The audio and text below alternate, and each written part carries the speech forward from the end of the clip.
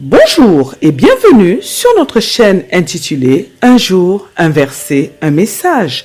Nous sommes dans notre rubrique Présentation des livres de la Bible.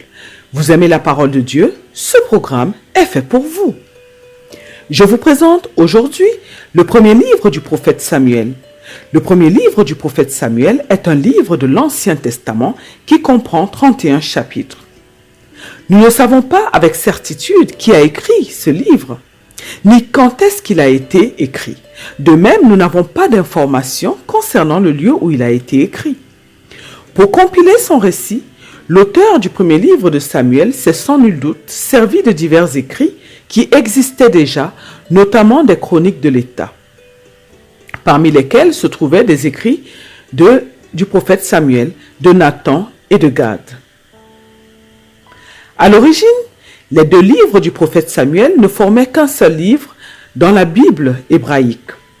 La scission en deux livres s'est probablement produite quand ce livre de Samuel a été traduit en grec, ce qui nécessitait 2 rouleaux de parchemin au lieu d'un seul.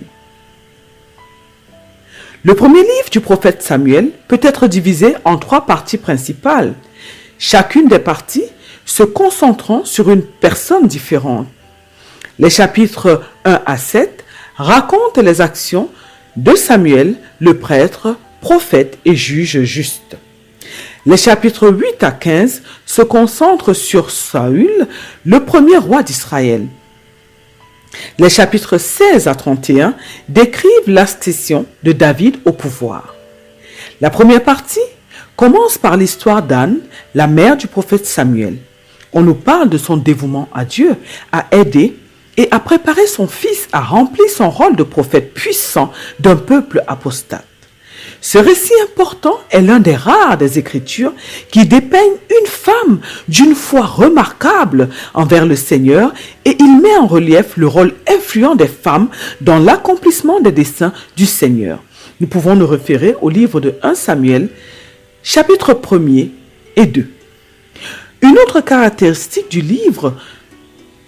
du premier livre du prophète Samuel est son récit de la transition d'une forme de gouvernement à une autre. Après de nombreuses années où les Israélites ont vécu sous la forme de plusieurs tribus, chacune indépendante. Après qu'ils aient été gouvernés superficiellement et sporadiquement par des juges, les enfants d'Israël désirent avoir un roi comme toutes les nations autour d'elles. Nous pouvons nous référer au livre de 1 Samuel, chapitre 8, le verset 5. Le Seigneur demande alors au prophète Samuel d'oindre Saül comme le premier roi d'Israël. Cependant, Samuel avertit les Israélites de ce qui leur arrivera s'ils choisissent d'être gouvernés par un roi.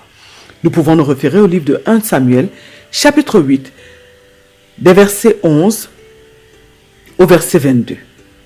Le premier livre du prophète Samuel raconte le ministère du prophète Samuel qui ramène l'ordre, la légalité ainsi qu'un culte religieux officiel dans le pays, après que les Israélites, ayant oublié le Seigneur, adorent de nombreuses fois des idoles au cours du règne des juges. L'un des thèmes principaux du premier livre du prophète Samuel est l'importance d'honorer le Seigneur.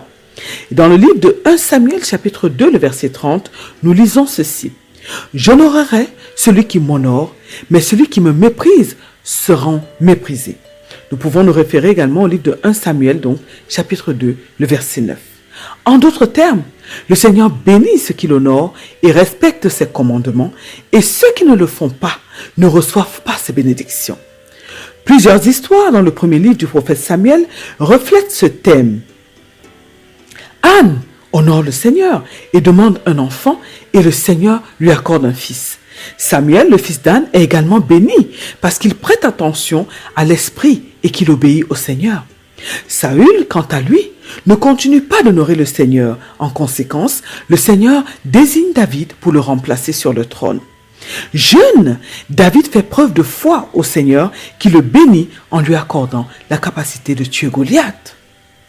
Lorsque nous étudions le premier livre du prophète Samuel, nous faisons grandir notre foi et nous sommes convaincus que nous serons également bénis si nous honorons notre Seigneur et si nous lui obéissons. Nous sommes arrivés à la fin de ce programme. Merci de l'avoir suivi. Merci de vous abonner afin de soutenir notre chaîne. Merci de liker et partager partager ce travail afin que plusieurs en bénéficient et que la parole de Dieu puisse se répandre partout dans le monde. Que Dieu vous bénisse et à très bientôt pour une autre présentation.